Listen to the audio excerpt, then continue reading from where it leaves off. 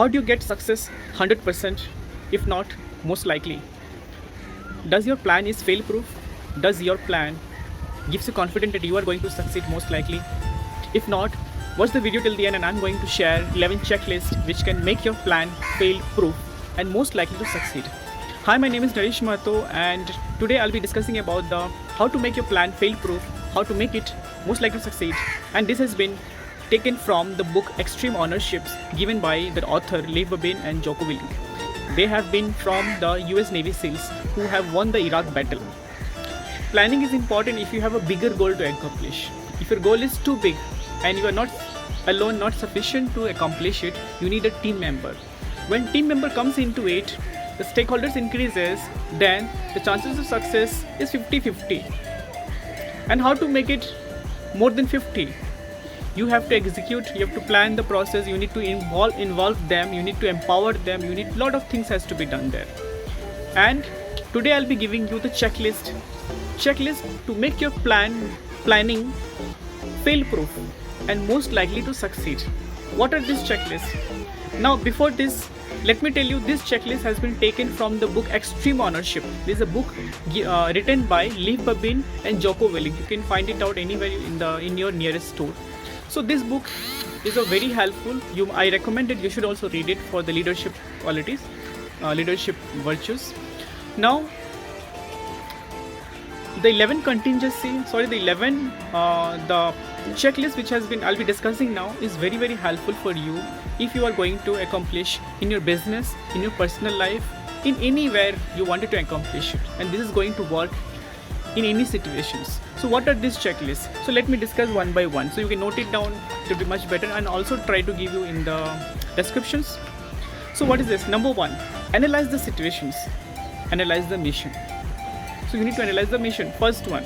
Second is identify the resources, the assets, the time available with you. This is the number two. Number three is decentralize the planning process. Don't do alone.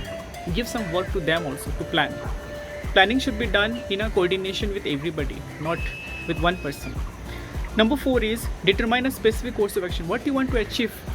What do you want to achieve from that plan? Number five, empower them, the leaders who are involved into the team. Give them some responsibilities, empower them. Number six, plan for the likely contingency. The situation can be very dynamic. You'll understand better, and so you need to think of all the aspects, and that's important to make it fail-proof success. Mitigate the risk. There can be a lot of risk involved into it. You cannot control everything, but try to control the one which you can do it. Delegate the portion of the plan for the junior as well. Give them as well the responsibility. Continually check the situations, your plan, whether it is fitting to their situations or not. That means the assessment has to be done on regular basis. Brief the plan to all the stakeholders. Brief to all the participants. And the last one is conduct a post-operational debrief.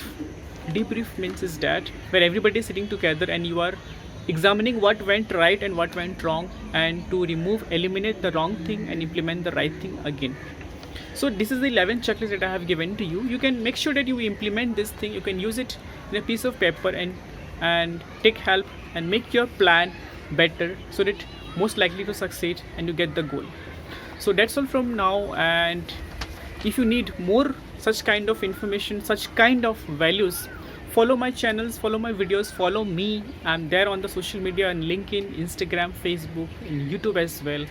And see you again in the next video. Signing off, Naresh Mahato.